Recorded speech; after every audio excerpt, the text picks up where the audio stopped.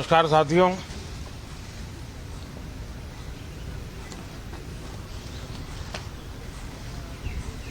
ठंड शायद विलंब से चल रही है और बहुत धीमी गति से ठंड आ रही है, लेकिन राजनीतिक गर्मी बड़ी तेजी से बढ़ रही है।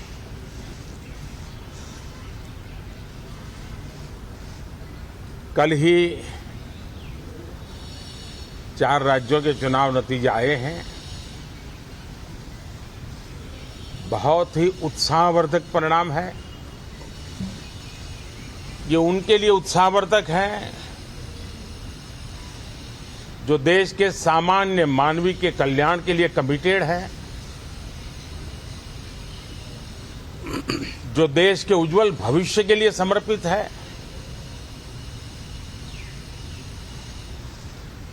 विशेषकर सभी समाजों की, सभी समूहों की, शहर और गांव की महिलाएं, सभी समाज के, सभी समूह के, गांव और शहर के युवा, हर समुदाय के, समाज के किसान और मेरे देश के गरीब, ये 4 ऐसी महत्वपूर्ण जातियां हैं जिनका एम्पावरमेंट, उनके भविष्य को सुनिश्चित करने वाली ठोस योजनाएं और लास्ट माइल डिलीवरी,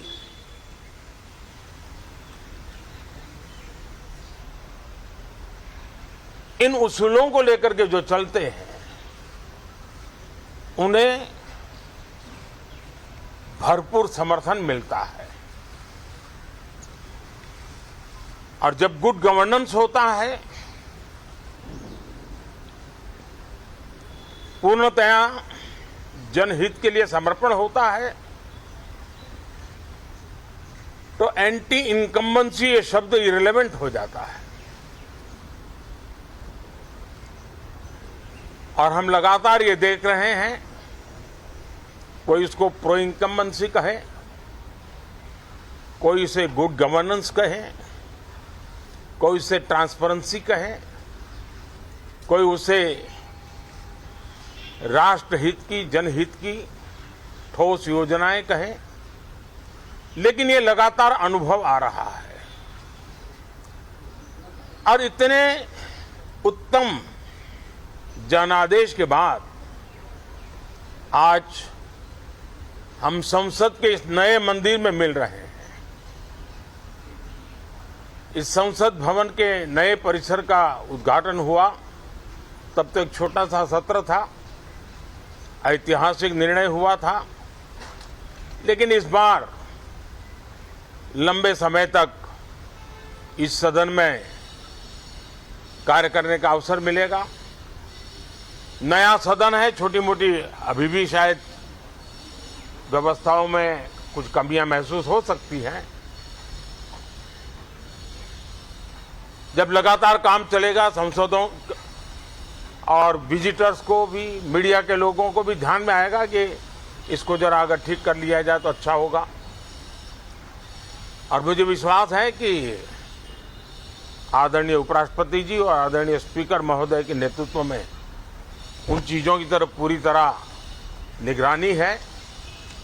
और आपसे भी मैं कहूंगा, कोई चीज ऐसी छोटी मोटी आपके ध्यान में आए तो जरूर आप ध्यान आकर्षित करना, क्योंकि ये चीजें जब बनती हैं तो आवश्यकता के अनुसार बदलाव की भी जरूरत होती है।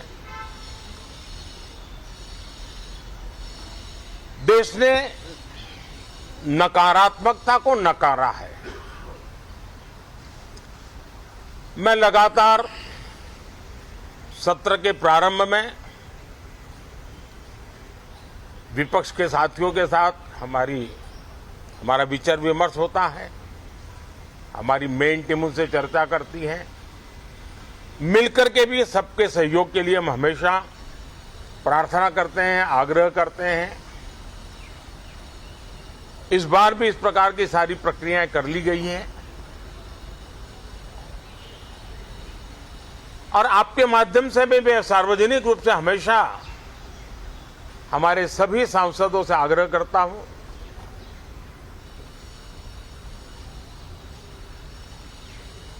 लोकतंत्र का ये मंदिर जन आकांक्षाओं के लिए,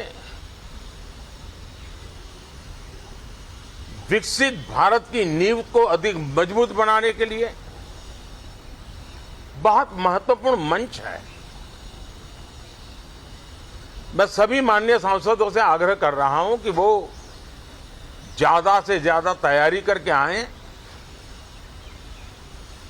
सदन में जो भी बिल रखे जाए उस पर गहन चर्चा हो, उत्तम से उत्तम सुझाव आए और उन सुझावों के द्वारा, क्योंकि जब एक सांसद सुझाव देता है तो जमीनी अनुभव का उसमें बहुत ही उत्तम तत्व होता है, लेकिन अगर चर्चा ही नहीं होती है तो देश उससे मिस करता है उन चीजों को। और इसलिए मैं फिर से आग्रह करता हूं, और अगर मैं वर्तमान चुनाव नतीजों के आधार पर कहूं तो जो विपक्ष में बैठे हुए साथी हैं, ये उनके लिए गोल्डन अपॉर्चुनिटी है। इस सत्र में पराजय का गुस्सा निकालने की योजना बनाने के बजाय इस पराजय में से सीख करके पिछले 9 साल से चलाई गई नकारात्मकता की प्रवृत्ति को छोड़ करके इस सत्र में अगर सकारात्मकता के साथ आगे बढ़ेंगे तो देश उनके तरफ देखने का दृष्टिकोण बदलेगा, उनके लिए एक नया द्वार खुल सकता है। और वो विपक्ष में है तो भी उनको एक अच्छी एडवाइस दे रहा हूं कि आइए, सकारात्मक विचार लेकर के आइए। अगर हम 10 कदम चलते तो आप 12 कदम करके फैसला लेकर के आइए। हर किसी का भविष्य उज्जवल है, निराश होने की जरूरत नहीं है, लेकिन कृपा करके बाहर के पराजय का गुस्सा सदन में मत उतारना। हताशा, निराशा होगी, आपके साथियों को आपका दम दिखाने के लिए कुछ न कुछ करना भी पड़ेगा, लेकिन कम से कम लोकतंत्र के इस मंदिर को वो मंच मत बनाइए। और अभी भी मैं कहता हूं, मैं मेरे लंबे अनुभव के आधार पर कहता हूं कि थोड़ा सा अपना रुख बदलिए, विरोध के लिए विरोध का तरीका छोड़िए, देश हित में सकारात्मक चीजों का साथ दीजिए, अच्छी उसमें जो कमियां हो उसकी डिबेट कीजिए। आप देखिए देश के मन में आज जो ऐसी कुछ बातों पर नफरत पैदा हो रही है, हो सकता है वो मोहब्बत में बदल जाए, तो मौका है, ये मौका जाने मत दीजिए। और इसलिए हर बार मैं करबद्ध प्रार्थना करता रहा हूं कि सदन में सहयोग दीजिए।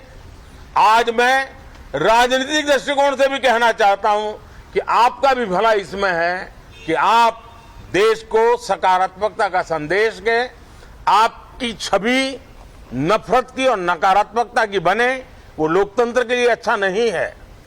लोकतंत्र में विपक्ष भी इतना ही महत्वपूर्ण है, उतना ही मूल्यवान है और उतना ही सामर्थ्यवान भी होना चाहिए। और लोकतंत्र की भलाई के लिए मैं फिर से एक बार अपनी ये भावना को प्रकट करता हूं।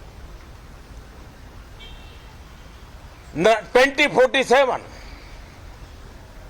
अब देश विकसित होने के लक्ष्य में लंबा इंतजार करना नहीं चाहता है। समाज के हर वर्ग में यह भाव पैदा हुआ है कि बस आगे बढ़ना है। इस भावना को हमारे सभी माननीय सांसद आदर करते हुए सदन को उस मजबूती से आगे बढ़ाएं, यही मेरी उनसे प्रार्थना है। आप सबको भी साथियों मेरी बहुत बहुत शुभकामनाएं हैं। बहुत बहुत धन्यवाद।